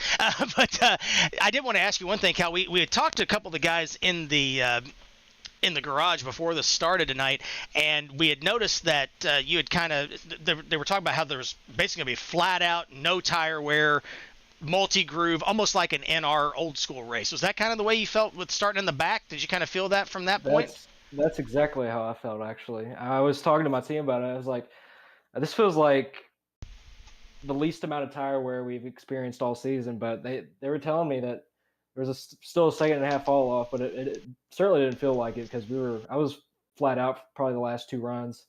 And that's kind of why it was kind of, I wouldn't say boring, but it was pretty uneventful for the second half of the race because, I was just running flat out, and, whenever you don't have any cars around you, then that's kind of, it's like you're running at Talladega by yourself. Oh, that's always fun. Been there, done that. Gross. Well, you got some great partners on that. Number 5, John Peterson Racing Machine. Go ahead and give some shout-outs, buddy. You know what to do. Oh, yeah. John Peterson. What a dude. I mean, and of course, you all, Chris, Dale, Jamie, you always do a great job at these things. And, I really hope that you gave this Lowe's Ford a lot of screen time tonight because they certainly deserve it. And, the guys at John Peterson Racing, certainly a blast to work with, and we'll try to close out this season as best as possible. Well, you got 4 left. How do you feel about the upcoming races? I believe you're at where are we at next week? I just lost. Watkins Glen, yeah, and then Talladega. Yep, Darlington, and then we're finishing up at Vegas. Yep. So, how you feel about your chances, maybe even sneaking into this championship? What do you think? We'll see. It's a tough one out there. I'll say that. Well, you came back from that unfortunate situation in qualifying for a solid podium finish tonight, Cal. Congratulations on that run, and good luck at Watkins Glen, and we'll see you back here at Dega in a couple weeks. One more thing. Sure, yeah. Are you all broadcasting next week? No, we're not. Right in the moment, no, we're not. I would like to see Jamie out there running that road course. Yeah. Oh, no. Yeah. How about that, Jamie? Yes. Yeah. Yeah. Throw them in the I need to see it. Look at you. Yeah, we got to get in the Fast 29 car. Yeah, you can drive my car. I don't care. It's been a while since I put the old fire suit and helmet on, but we can see. I got the ride ready, buddy. You just let me know. Yeah, you can be a teammate with Cal. That's my team. There you go. Yeah, absolutely. Just take it. I don't care. If you wreck it, I don't care. It's a road course. Go for it. Well, again, Cal, congratulations. Good to hear from you, buddy. Congratulations on that 3rd place run tonight, and we'll definitely see you in a couple weeks at Dega. Yep, thank you all. All right, Cal Lovell, driver number 5, Lowe's Machine for John Peterson Racing, comes home 3rd tonight. All right, let's see if we got Austin Hakes in the 28. You got a copy, buddy? Yes, sir. How are you? We are good. Not quite good enough for you, though. You can come home 2nd to Scott again, but great run nonetheless. Tell us about that run tonight. You were kind of best in class tonight, it seemed like.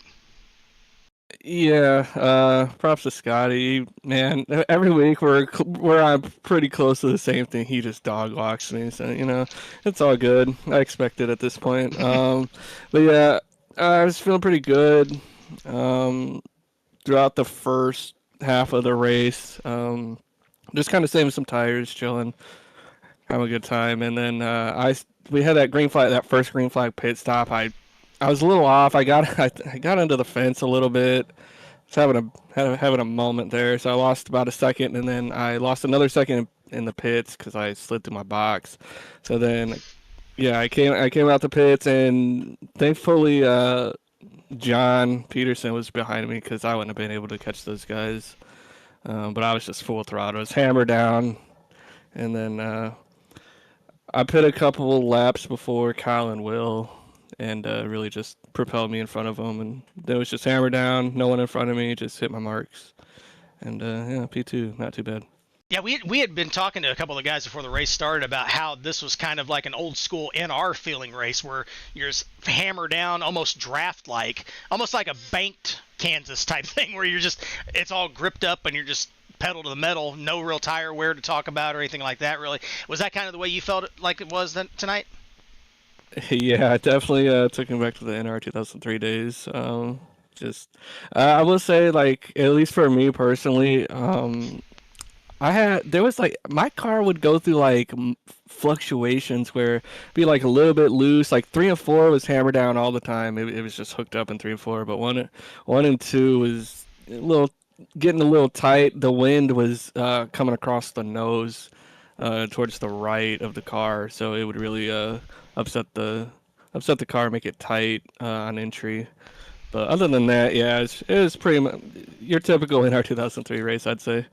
And we had mentioned briefly the wind earlier. We didn't really talk about it during the race, but that wind was cooking from the northeast around 13 to 15 mile an hour all race long.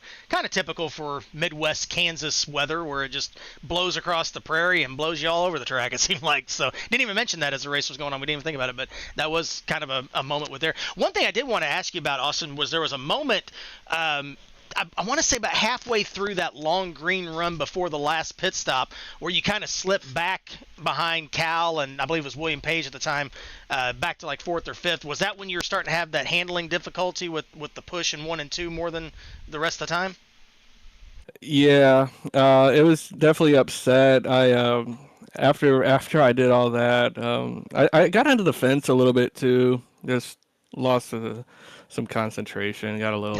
Yeah, I think I hit the wall, the apron a little bit, and like 4-wheel slid into the fence or whatever. Oh yeah, we did hear that too. We forgot about that. Yeah, you did have a moment with the apron. I forgot about. Yeah, so I lost a bunch of time there, and then the handling just kind of didn't get any better. Like I didn't have any damage from hitting the wall, but it just wasn't handling very well at the time. But yeah, I made some adjustments throughout those 2 runs, and definitely helped at the end. Well, again, the best in class 28 car tonight. That's basically where we're at for Austin Hakes. You got some great partners on that ride. Go ahead and give us some shout outs, bud. I want to shout out Scotty for building another rocket ship. He's been on it. I haven't been on my game as much testing lately, but shout out to him. He's been putting in a lot of work, or a little bit of work anyway. At least this week, a little bit. And I want to shout out to Outlier Speed Co. If you need subs for iRacing, hit them up. I build there. We always do a good job. And just want to shout out to all the admins and you guys at Fast 29 for putting on the show. All right, we appreciate it, Austin. Well, congratulations on the P2 tonight. Good luck next week at Watkins Glen. How do you feel about that one? Yeah, that's one I just hope to keep my nose clean, finish somewhere in the top 10, and move on to the next race. Keep it on the asphalt. That's basically it. Yeah, that's my goal there. Well, again, congratulations on the P2. Good luck at the Glen, and we will see you next time on Fast 29 at Dega. All right, thank you guys. Austin Hakes, driver the number 28 Outlier Speed Co. number 28, comes home second tonight. All right, we have our winner. Let me see if I can pronounce your name. Scott Lamp the second. Is that correct? Do I have that right? It. Okay. The 10th time this season that we've seen him at the top of the leaderboard.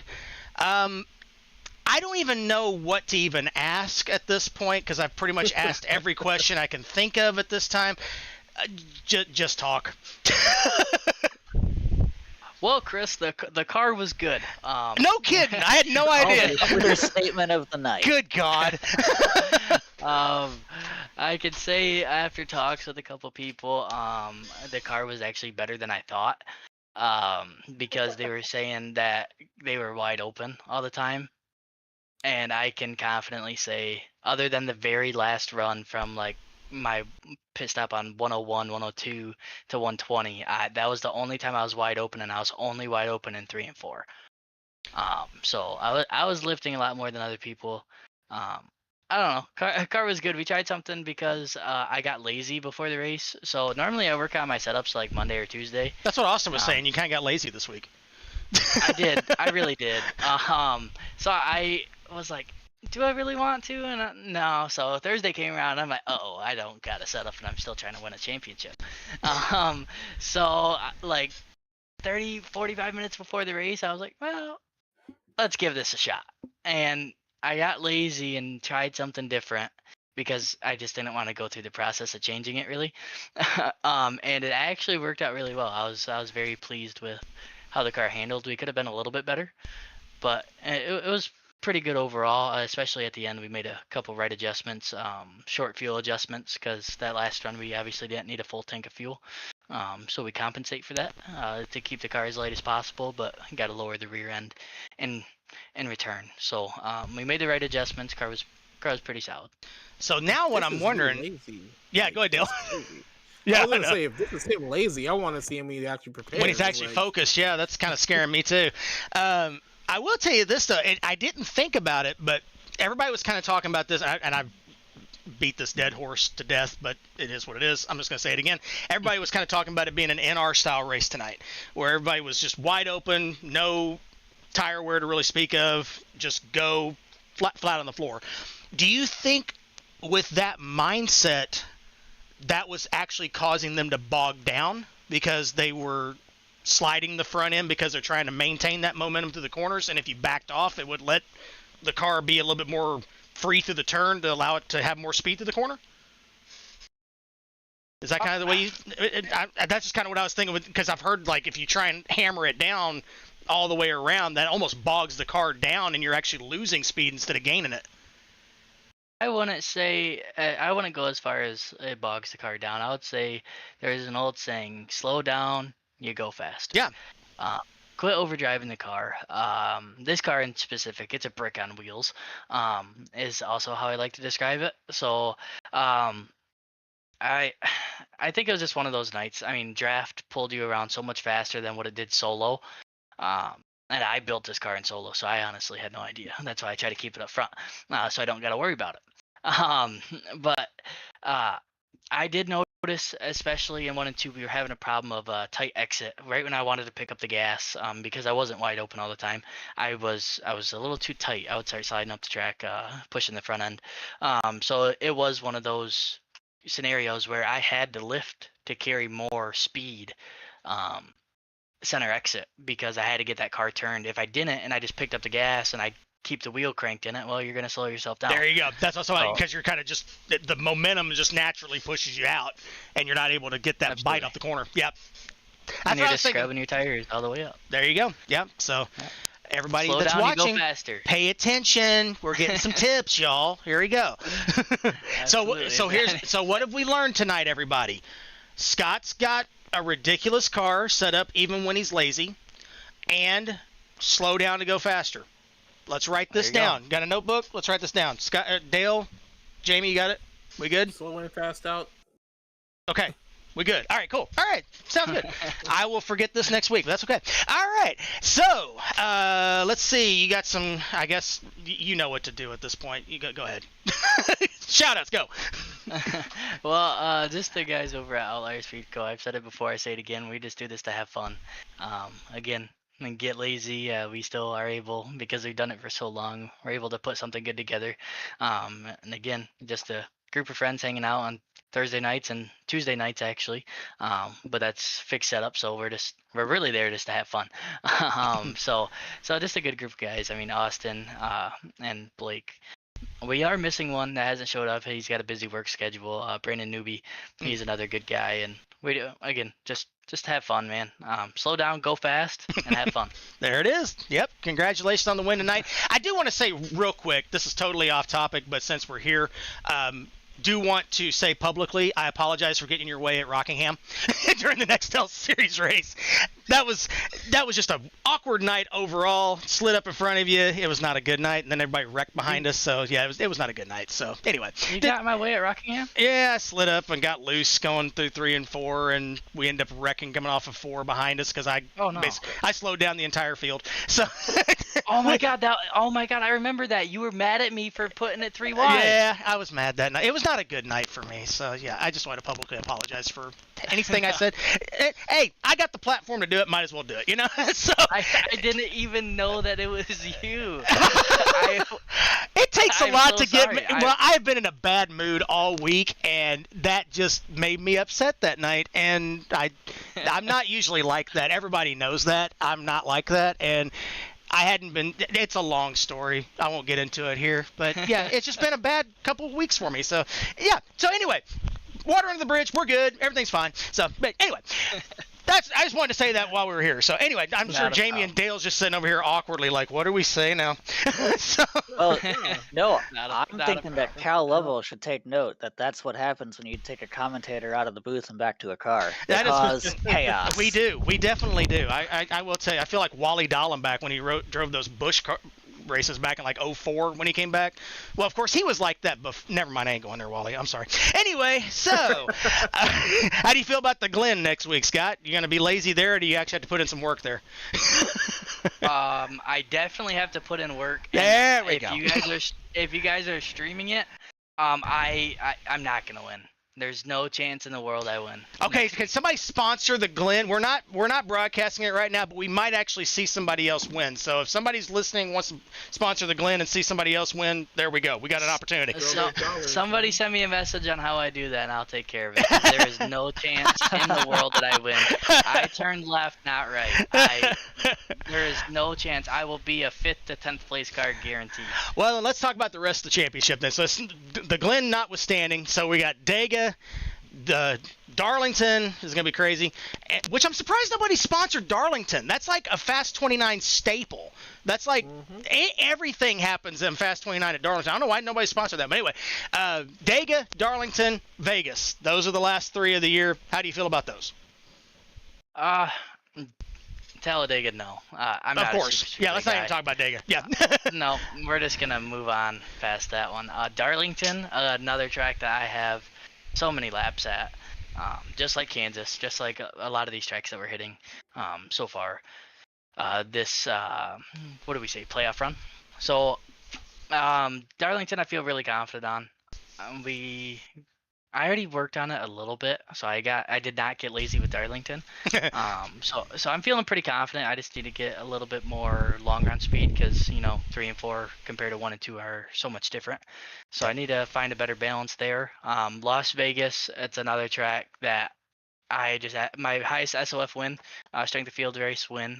For those of you who may not know, official series racing in the B car, which is the NASCAR Xfinity car, it was just shy of a 6K SOF, which is again huge. That's high.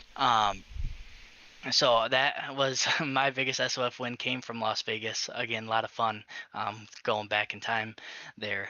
So I feel really confident with Las Vegas. But Watkins Glen, not a chance. Darlington, excited for, and Talladega, I wouldn't even survive. That's about it. Yep. Survive. That's it. I never do, but that's always the goal. All right. Well, congratulations on the win here tonight, Scott.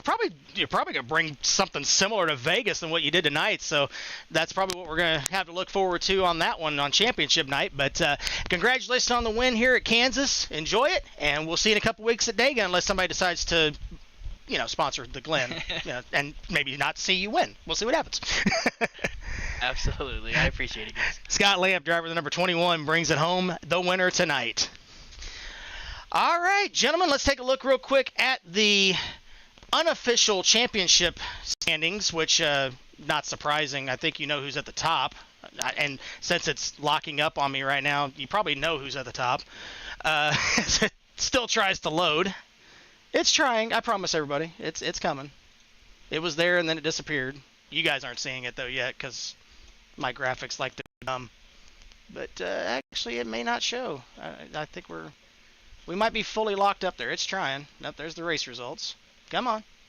It's thinking about it. It's had a long night. There they are. There we go. There's your unofficial championship standings after this one tonight. Scott Lamp extends the lead over Garrett Sidnor, 56 points. Austin Hakes a point behind. William Page, Cal Love all around at the time. But basically the well, not quite the top 5 as it finished tonight, but pretty close. Cam Barnes jumps up to the 6th still. Darren Ingram 7th. Noah Joyce 8th. Luke Smith, on consequence of not being here tonight, falls back to 9th. Zach Krastowski in 10th. And then the next two that count for the championship, Davey Hazard and Huang Do. Neither one of them were here tonight. They are 11th and 12th. All right, gentlemen, final thoughts tonight from Kansas. Dale? Look, dread from it, run from it. Scott Lamp wins all the same. Short and succinct. I like it. Jamie? Yeah, I'm going to go ahead and Sherlock it in. The 21 car, Scott Lamp, your champion at Vegas. Oh, my gosh. The Taylor Swift reference again. I got that one. That's not a Taylor Swift reference. That wasn't Taylor Swift? Nope. That's not, no. What was that then? Just not saying safe for Fast 29. Oh, got it. Okay. Well, before we get like canceled. Oh, goodness. I don't think the championship will be interesting. Like he said, he's going to have difficulty at Watkins Glen. You know, Talladega plate trucks are always a wild card. Things can happen in the next two races, especially if he's not confident at the Glen and then Dega being a wild card.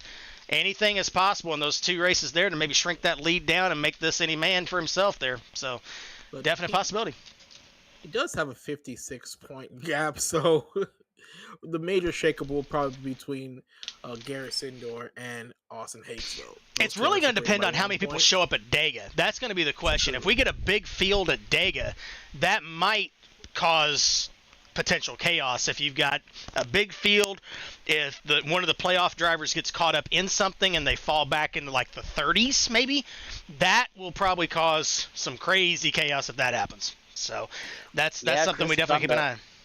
On the flip side, Watkins Glen is next week, and USORL doesn't always pull the biggest fields for road courses, so that could factor into this as well. I mean, you think about it, if we only had 20 cars here tonight, so you know, if we have less than that at the Glen, then if Scott or any of these guys at the top have a bad night, it may not be detrimental to that championship run. You're exactly right. So might keep that field pretty close if you have a small field like that. So that's definitely what we've got to look forward to. So thanks again for all of you that joined us tonight at Fast 29. Those of you that joined us in the chat, we definitely appreciate that as well. Continue to do that for us. We definitely appreciate that. We love talking to you guys in the chat.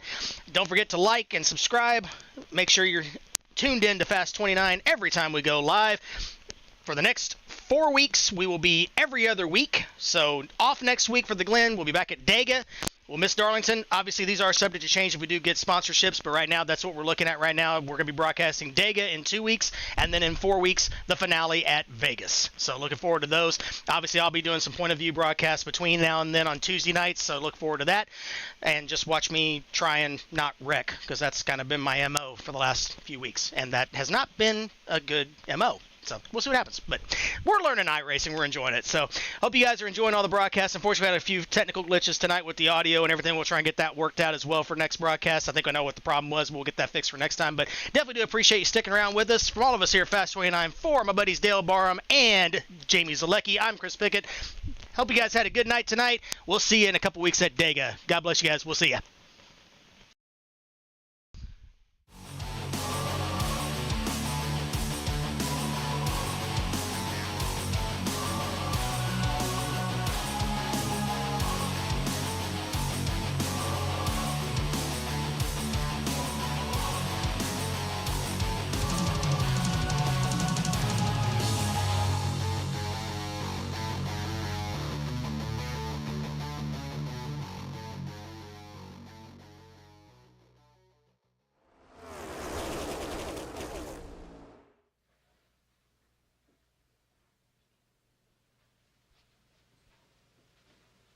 You're still here? It's over. Go home.